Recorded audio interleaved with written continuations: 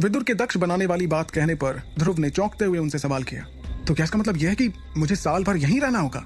ध्रुव को घर की याद सता रही थी और इसलिए वो जल्द से जल्द घर जाना चाहता था, लेकिन विदुर ने तो उसके लिए कुछ और ही सोच कर रखा था, जिस वजह से ध्रुव ने विदुर से ऐसा सवाल किया। ध्रुव के इस सवाल पर भी विदुर नाराज नहीं हुए, क्योंकि वो जानते थे कि ध्रुव घर का लाडला था और इसलिए उसे अपना रहन सहन याद आने लगा था। लेकिन ध्रुव की सारी उम्मीदों को चकनाचूर करते हुए विदुर ने उसे जवाब देते हुए कहा, मुझे लगता है साल भर तो यहाँ लग ही जाएगा।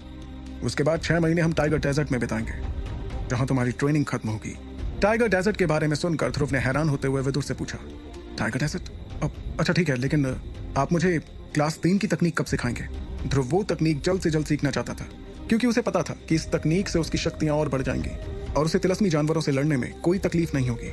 वहीं दूसरी ओर उसे इस बात का भरोसा था कि विदुर उसे जानवरों से बचा लेंगे, क्योंकि वो अपने शिष्य को जानवरों का खाना बनते नहीं देख सकते थे। लेकिन उस तकनीक की बात सुनकर विदुर ने मुस्कुराते हुए ध्रुव को डांट लगाई, तुम तो सच में गजब हो, पकना ही जाते बार बार वही बात कर करके। दिन में 2 बार तो जरूर पूछते हो ये बात। अरे भाई, मैं तुमसे पहले ही कह चुका हूँ कि सही वक्त आने पर मैं तुम्हें सिखा दूंगा। अच्छा ठीक है, मैं बता ही देता हूँ, नहीं तो तुम मेरा सर खा जाओगे। जैसे ही तुम हाई रैंक के तिलस्मी जानवरों के पास जाओगे, मैं तुम्हें वो क्लास 3 की तकनीक सिखा दूंगा। और इससे पहले कि तुम एक और सवाल करो, मैं तुम्हें बता देना चाहता हूँ कि फिलहाल ये तकनीक मैं तुम्हें इसलिए नहीं सिखा रहा हूँ, क्योंकि अगर किसी ने भी तुम्हें ये तकनीक सीखते हुए देख लिया तो बहुत बड़ी गड़बड़ हो जाएगी। विदुर की बात से ध्रुव समझ गया था कि तकनीक सीखने में अभी उसे और वक्त था, इसलिए उसने उदास होकर अपना सिर हिलाया। लेकिन उसकी उदासी देखकर विदुर थोड़ा गुस्सा हुए और उन्होंने ध्रुव पर चिल्लाते हुए कहा, कहाँ गई तुम्हारी तहजीब? क्या तुमने वो कहावत नहीं सुनी, जितनी चादर होती है उतनी पैर पसारनी चाहिए? तुमने अपनी वैक्यूम हैंड और फायर पाम तकनीक पर तो काम किया है, लेकिन तुम्हारा ऑक्टेन ब्लास्ट अभी बहुत कमजोर है। पहले उस पर तो अच्छे से काम कर लो, फिर क्लास 3 की तकनीक के बारे में सोचना। विदुर की डांट से ध्रुव को भी थोड़ा गुस्सा आ गया और उसने चिड़चिड़ाते हुए विदुर से कहा, ऑक्टेन ब्लास्ट कमजोर है? क्या बात कर रहे हैं आप? पिछली बार जब मैंने ऑक्टेन ब्लास्ट का इस्तेमाल किया था तब मैकी का हाथ टूट गया था, जो शायद अब कभी ठीक ना हो पाए। ऐसे हमले को आप कमजोर कहते हैं? हाँ, तुमने उसका हाथ तोड़ दिया था, याद है मुझे। लेकिन शायद तुम्हें याद नहीं कि उस हमले में तुम्हारा पैर कुछ देर के लिए सुन्न हो गया था, और अगर तुमने अचानक से मैकी पर हमला ना किया होता तो मुकाबला पक्का ड्रॉ हो जाता। ये कहते हुए विदुर हंसने लगे और उन्होंने ध्रुव से आगे कहा, ऑक्टेन ब्लास्ट की ताकत किसी क्लास 3 की लो लेवल तकनीक के बराबर होती है। अगर उसे अच्छी तरह से ट्रेन किया जाए तो तुम अपने से भी ऊंची रैंक वालों को हरा सकते हो, लेकिन इससे सिर्फ तुम उन्हें हरा सकते हो जिनके पास तुमसे सिर्फ 3 या 4 सितारे ज्यादा हों। उससे ऊंची रैंक वाले पर तुम्हारे हमले का असर ज्यादा नहीं होगा। और जितना मुझे याद है, तुम्हारे ऑक्टेन ब्लास्ट से तो मैकी के साथ साथ तुम्हें भी चोट पहुंची थी, जबकि दोनों के रैंक में भी बहुत ज्यादा फर्क नहीं था। विदुर की इस बात को सुनकर ध्रुव शर्म के मारे चुप हो गया।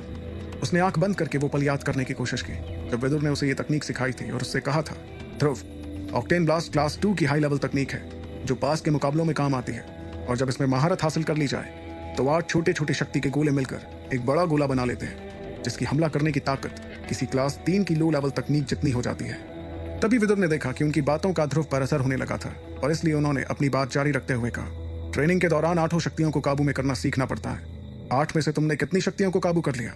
क्योंकि जितना मैंने तुम्हें देखा है, तुम्हारी बाहरी शक्तियों के अलावा तुम किसी और शक्ति का इस्तेमाल नहीं करते। अगर तुम बाहरी शक्तियों के साथ अंदरूनी शक्तियों को भी मिला दो तो अगली बार मैकी का हाथ तोड़ने के बाद भी तुम टस से मस नहीं होगे। अंदरूनी शक्ति से मेरा मतलब वो रोशनी है जिसे बाहर निकालना मैंने कुछ वक्त पहले तुम्हें सिखाया था।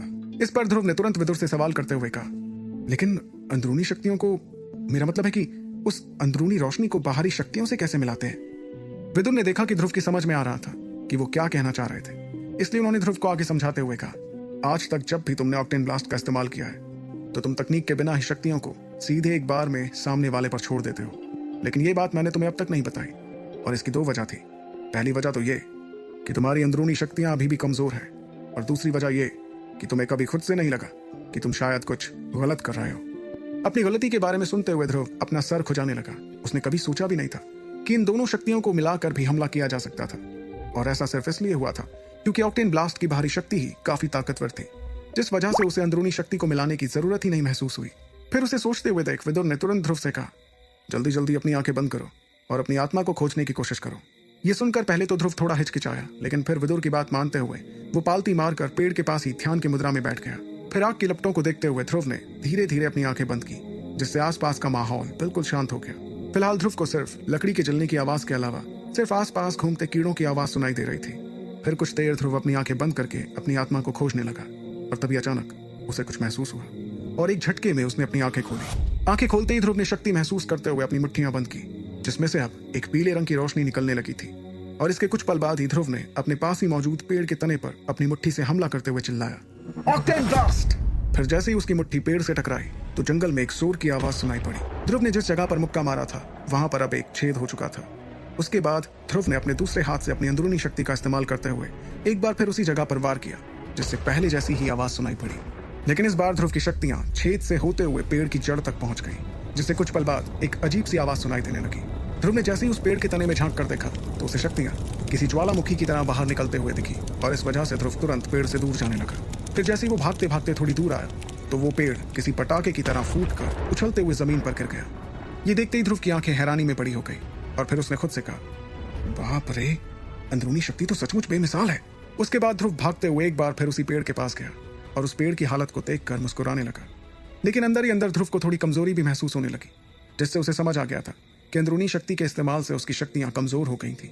लेकिन शक्तियां जितनी कमजोर हुई थी, हमले का असर उसका भी दुगना था, जिस वजह से ध्रुव और ज्यादा खुश हो रहा था। फिर उसने विदुर की बात दोहराते हुए खुद से कहा, आचार्य सही कह रहे थे, अंदरूनी शक्ति मिलाकर ऑक्टेन ब्लास्ट की ताकत किसी क्लास 3 की तकनीक से कम नहीं होती। ध्रुव की यह बात सुनते ही विदुर ने अंगूठी में से कहा, क्या बात है, तुमने पहली बार में अंदरूनी शक्तियों का इस्तेमाल कर लिया। ये तो बहुत अच्छी बात है, लेकिन तुम्हें अंदरूनी शक्तियां ढूंढने में काफी वक्त लग गया। मुकाबले के वक्त तुम्हें ना तो ऐसी शांति मिलेगी और ना ही इतना वक्त। मुकाबले में तो तुम्हारा विरोधी आराम से समझ जाएगा कि तुम अंदरूनी शक्ति का इस्तेमाल करने वाले हो और इसलिए वो तुम पर पहले ही हमला कर देगा।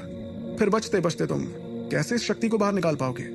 विदुर की बात सुनकर ध्रुव ने मुस्कुराते हुए कहा, अब ठीक भी है आचार्य, मैंने पहली बार अपनी अंदरूनी शक्तियों का इस तरह से हमले में इस्तेमाल किया है। धीरे धीरे और प्रैक्टिस के साथ मैं सामने वाले के पलक झपकते ही इस शक्ति को बाहर निकालने लगूंगा। ये कहकर ध्रुव ने 3-4 खाली मुक्के चलाकर देखा कि उसके मुक्के की रफ्तार अब और ज्यादा हो गई थी।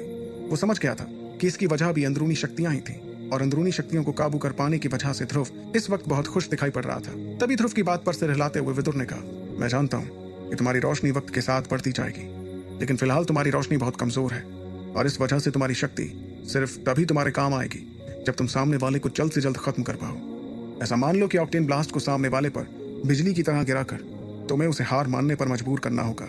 ये सुनते ही ध्रुव समझ गया कि कमजोरी उसमें नहीं बल्कि उसकी शक्तियों में थी, जिस वजह से वो जल्दी मुकाबले में थक जा रहा था और अगर गलती से किसी मुकाबले के दौरान उसकी शक्तियां खत्म हो गई तो सामने वाला ध्रुव को आसानी से हरा सकता था। इसलिए अब से उसे हर बार ऐसा करना होगा कि सामने वाला जल्द से जल्द मुकाबला हार जाए। उसे इस बात से परेशान होते देख विदुर ने ध्रुव को बताया, ऐसा लगता है मुझे तुम्हारी ट्रेनिंग की रफ्तार बढ़ाने का कोई नया तरीका आजमाना होगा और इसलिए जब हम लोग तिलस्मी जानवरों के इलाके के बीचों बीच होंगे तब मैं कुछ खास औषधियां ढूंढने में तुम्हारी मदद करूंगा, क्योंकि फिलहाल तुम्हें अपने हुनर से ज्यादा इन औषधियों से बनी दवा की जरूरत है। इस पर ध्रुव ने मुस्कुराते हुए विदुर से कहा, लेकिन मुझे लगता है दवाओं का सहारा तो लारा भी ले रही होगी। ध्रुव की नासमझी भरी बात सुनकर विदुर ने उसे समझाते हुए कहा, तो क्या होता है अगर वो भी दवा का सहारा ले रही हो? क्या तुम्हें इसी बात की फिक्र है कि उस शांडिल की दवा सबसे ज्यादा असरदार होती है? अगर ऐसा है तो फिक्र करना छोड़ दो, क्योंकि मेरी नजरों में शांडिल जो करता है वो कोई भी कर सकता है। और तुम्हें क्या लगता है कि वो शांडिल मेरी बराबरी कर सकता है? क्योंकि सच तो यह है कि पूरे मार्कस में कोई हकीम मेरी बराबरी नहीं कर सकता, फिर चाहे वो लारा का हकीम शांडिल हो या फिर कोई और। विदुर की आवाज में भरोसे के साथ ही अहंकार भी झलक रहा था, जिसे देखकर ध्रुव मुस्कुराने लगा। वो इसलिए मुस्कुरा रहा था क्योंकि जब भी विदुर शांडिल की ऐसी बेइज्जती करते थे तो ध्रुव के जहन में एक ही सवाल आता था, आखिर आचार्य कितने ताकतवर हैं जो वो शांडिल जैसे महान हकीम के बारे में ऐसी बातें करते हैं। ना जाने मैं आचार्य के बारे में सब कुछ कब जान पाऊंगा। ध्रुव इस बारे में सोच ही रहा था कि अचानक उसे अपनी अंगूठी में कंपन महसूस होने लगा, जैसे कि कोई भारी चीज उसकी अंगूठी से बाहर निकलना चाह रही हो। और तभी रोशनी के साथ एक बड़ा सा काले रंग का पत्थर, जिसकी ऊंचाई लगभग ध्रुव के बराबर थी, उसकी अंगूठी से निकलकर सीधे जमीन पर आ गया।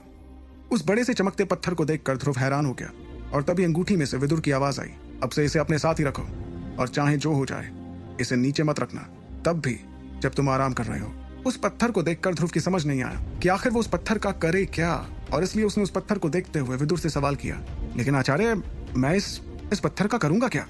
ध्रुव का सवाल सुनकर विदुर ने मुस्कुराते हुए उससे कहा, यह कोई आम पत्थर नहीं है ध्रुव, बल्कि यह खास उल्का पिंड का टुकड़ा है जो पूरे मार्कस में इकलौता है। इसे तोड़ना बहुत ज्यादा मुश्किल है और इसका भार तो तुम देख ही सकते हो, लेकिन इस टुकड़े में खास शक्ति है और यह खास शक्ति तुम्हारी शक्तियों को दबाने का काम करती है। इसलिए इसे साथ रखकर जब तुम प्रैक्टिस करोगे तो तुम्हें कमजोरी महसूस होगी, लेकिन वक्त के साथ साथ जब तुम्हें इसकी आदत हो जाएगी तब तुम्हें आगे के मुकाबलों में इसका फायदा देखने को मिलेगा, क्योंकि उस वक्त तुम्हारी शक्तियां देखकर सब घबरा जाएंगे।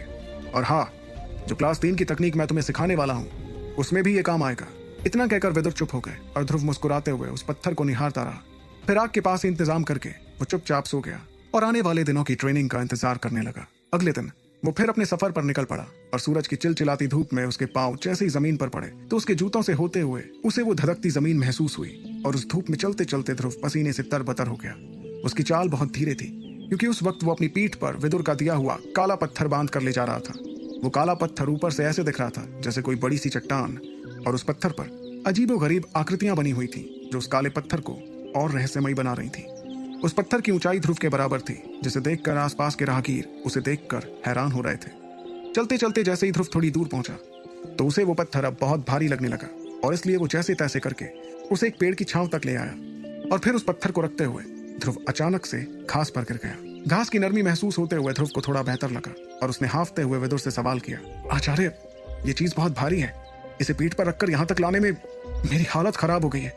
मुझे समझ आ रहा था कि ये मेरी शक्तियां खींच रहा है। आपको नहीं लगता जहां हमें आधे दिन में पहुंचना था वहां हम उससे दोगुने वक्त में पहुंचेंगे? और तो और अभी तक तो हम अपनी मंजिल के आसपास भी नहीं पहुंचे। ऐसे तो साल भर में मैं कुछ भी नहीं सीख पाऊंगा आचार्य, और इस रफ्तार से लारा को तो कभी नहीं हरा पाऊंगा। ध्रुव इस समय काफी चिंता में था। क्या ध्रुव की चिंता बेवजह थी या आचार्य के पास इसका भी कोई हल